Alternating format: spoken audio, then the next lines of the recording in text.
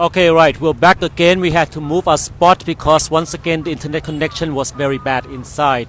Hopefully things will be better. Right now we are on the street, right in between the campus and Sanam Luang. And let's go back to Ang Ang. Last we left off, we were discussing your life. You are elite. Your life is wonderful. Your future is great. So what future or whose future are you fighting for? I think it's not just about, for those out there who might be in a more privileged kind of society, it's not just about fighting for our future, because obviously we don't have that much to lose, but it's about waking up, and looking around you. It's not about caring just about yourself, but others.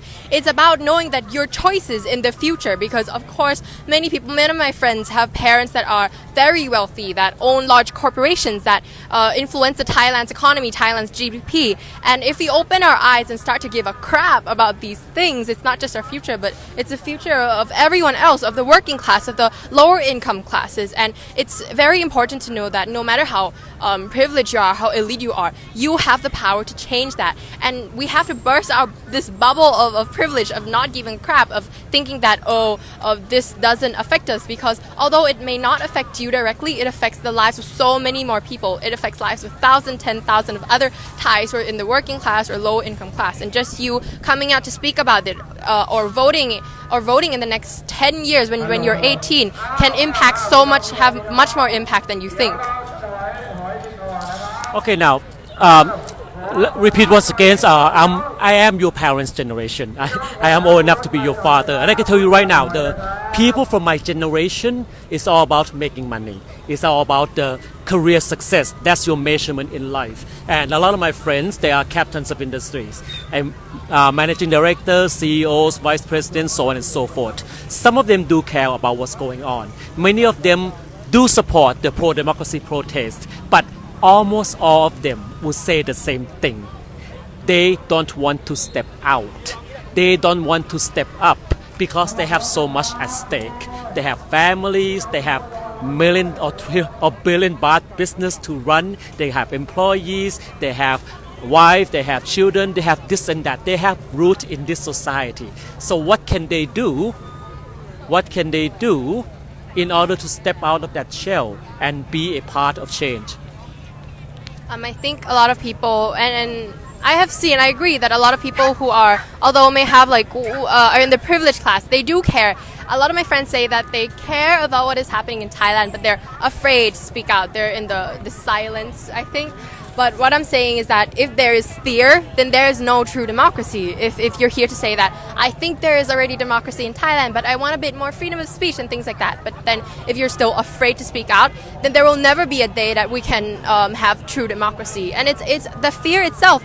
I say that it's understandable. There's a lot at stake for many people.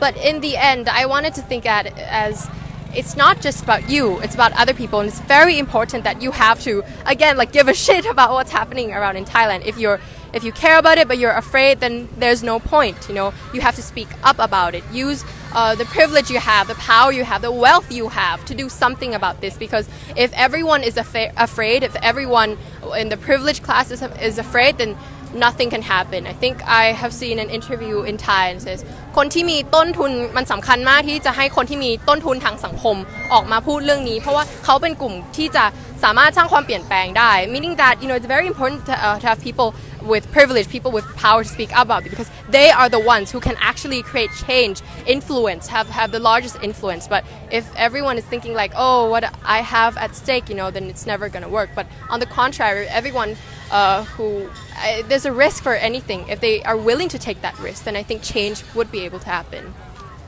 Okay, so basically you're saying if you're rich, then you can afford to make the sacrifice. You can afford to give back. But right now, all we are seeing is middle class people, even working class people, they are the one making the sacrifice rather than rich people, right? One last thing, what sort of backlash have you received ever since you started writing for Disrupt and also possibly following this interview? I have heard horrible stories about the things people have said about you. You betray your class, you betray your peers. What kind of an elite are you? What kind of an ungrateful child are you? Can you talk about that a little bit? Yes, I guess not just a little bit, because there's a lot of backlash. Let them hear it, let them have it. I think